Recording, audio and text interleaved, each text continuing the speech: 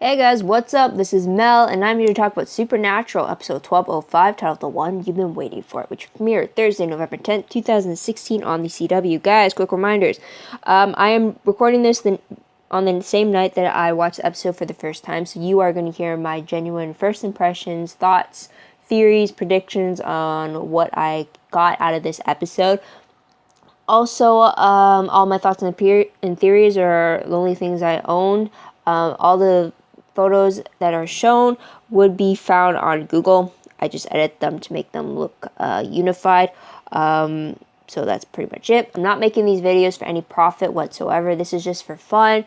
Help to come back and see what I initially thought about the episode and what my predictions were if it ever panned out later on the season. So with that all said and done, guys, let's start the 10-minute clock and let's begin. So something new that we learned in this episode. So basically the Thule Society that we met back in 813 returns with their mission to resurrect Hitler by taking his soul out of gold pocket watch and putting it into a body of one of Hitler's relatives. In this case, a Thule member would take the soul of Hitler while also having the blood of Hitler's relative running through them, in the sense.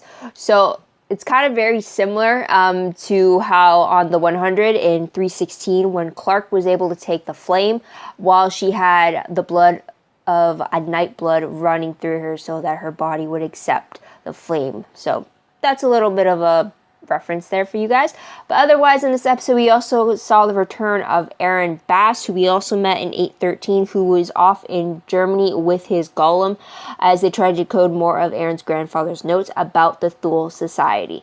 So Sam and Dean called up Aaron to see if they found anything more of what the Thule Society could be up to. But that's pretty much all we got to see for Aaron. Him being outside of a German nightclub, I believe it was. So there's that. Also, this episode we were introduced to Eleanor, who ended up being the relative to Hitler that the Thule Society needed. So Sam Dean ended up trying to save her multiple times. In the end, though, Hitler was resurrected in the body of the Thule member Nahuze. I don't know if I said it right. But in the end, Dean ended up killing Hitler by shooting the Thule body in the head, because that's how you kill a Thule member, and then they just had to burn the body afterwards to make it permanent for those necromancers. Also, cameo-wise, we got to see the grenade launcher that was talked about so many times at conventions, and the fact that the brothers have one, but they never use it. Sadly, they did not use it, despite Dean wanting to. But Sam made a good point. They needed to go in there stealth and not create a big boom. So there's that. Side note, though, we see Dean still refusing to talk to Sam about Mary, aside from the fact that he says he's fine, but Sam doesn't believe that. So moving on, though, to the most shocking moment of the episode, I think it has to be the fact that Hitler was actually brought back, and his behavior for it all was truly unexpected. He seemed to be this really jolly, very hyperactive soul with kind of a sadistic side to him, as he easily said that once they drained Ellie of all her blood, then to just feed her to the dogs. And then he said, if we don't have dogs, go get me some to do that. So it's kind of like you got the really, really cheery guy, and then you get the really sadistic undertones to it. So I guess that was most shocking, was just to see how their interpretation of Hitler would be, since Hitler is such a well-known historical enemy, I guess you could say. But moving on, top 3 favorite moments of the episode. For me, the first one has to be the Winchesters versus the Thule Society. For example, the fist fights they had when they first encountered them.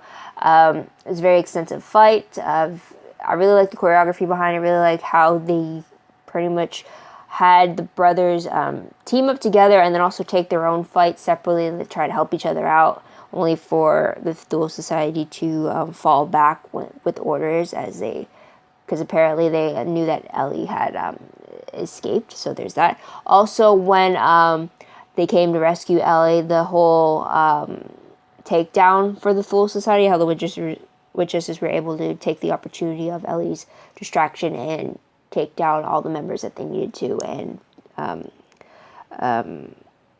get rid of them, I guess you could say. It was really great to see them handle the Thule Society again. Also, when they interrogated Kristoff, it was interesting how they played good cop, bad cop for Winchesters, is saying, oh, we do this all the time, kind of cementing it into Ellie and Kristoff that, yeah, this is kind of what they do, kind of scaring them into giving them information, because they don't know exactly what the Winchesters do, so, or how far they take things. So that's pretty fun as well, just seeing their faces. And the comebacks as well from Sam and Dean. Another favorite moment for me has to be able to be the Harry Potter references, like the Horcruxes, and then Dean commenting on the fact that, of course, Sam would know what that means when Kristoff uses it to explain what the pocket watch was about. So it was just really great to get that, but then that reference with Harry Potter had me immediately thinking of Charlie Bradbury and how she loved Harry Potter, and how Sam had to use a Harry Potter reference to get Charlie to go into the building to grab some files back in season 7, and then to know what happened to Charlie later on in season 10. It brought back memories, sad ones and happy ones too. So there's that. Another favorite moment I had was the fact that Aaron Bass came back, even though it was for a short scene, and I wanted to see more of him. I was hoping that they would actually call him in and bring him in, but the fact that a simple phone call was enough and we actually got to see it, I really liked that he was still included. So there's that. Moving on, though, to the top 3 peeved moments. I only have the one, and it was for the fact that Ellie had the ability to shoot one of the Thule members in the head on her first shot while delirious from blood loss. I mean, she was stumbling to stand up to get the gun, and then you're telling me that she was able to perfectly shoot from afar a guy in the head when she could have easily missed, could have easily shot Sam and Dean by accident. So it really pissed me off that they were trying to convince me of the fact that this girl, not against her being a girl, but the fact that this woman who is suffering from blood loss, she couldn't even stand up properly. She was stumbling to get to the gun to begin with. You're telling me that her, after all of that stumbling, all of that lagged and delayed movement from her, you're telling me that she had the ability to shoot someone in the head on her first shot, precisely the kill shot? No, I can understand if she tried and she missed the body altogether, or she got him in the shoulder or got him in the back before she managed to nick him in the head. But it just really bugged me that you pretty much expect me to believe that this girl who was suffering from blood loss, who had her vision pretty much blurred, who was shaky, who was stumbling everywhere, it's not believable that she would be able to make such a perfect shot like that. A shot that Sam and Dean would be able to make.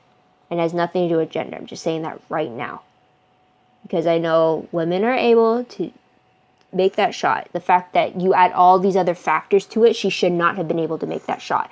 If you had Sam and Dean in that same position, suffering from blood loss, suffering from the fact that their vision was blurred, the fact that they were stumbling to even grab something, they would have been able to make the shot. They just wouldn't be able to make the kill shot. That's all I'm saying right now about that. But moving on, what moment will I remember most when I look back on this episode? The fact that Hitler returned as well. And also the fact that Ellie ended up being, she was a familiar face to me. She was actually, I looked it up, and she actually played Trajectory on The Flash in season 2. So that's kind of where I kept thinking the whole episode, like, where was she from? I know I've seen her somewhere, and that's where. So there's that. So moving on, random questions. I don't really have any random questions. I guess you could say, are we going to see Eleanor again, or are we going to see Kristoff again? So there's that. But let's move on to predictions. Now, based off the promo for 1206, it looks like Jody Mills returns. And unfortunately, she is stuck with a whole bunch of other hunters trapped inside of a house. And apparently, Billy the Reaper returns with claims that no one gets out of this trapped house. So there's that. Based off the synopsis, though, for 1206, it reads, 3 Winchesters are better than 1. Already that's sounding good to me. But, continuing on, it says, when hunters gather together to celebrate the life and tragic death of one of their own, Sam, Dean, and Mary must take action when a demon starts picking off hunters one by one. So I guess that's going to explain how they ended up being trapped in a house, like the promo suggests. So, new questions, though. It looks like Jody is going to finally meet Mary Winchester.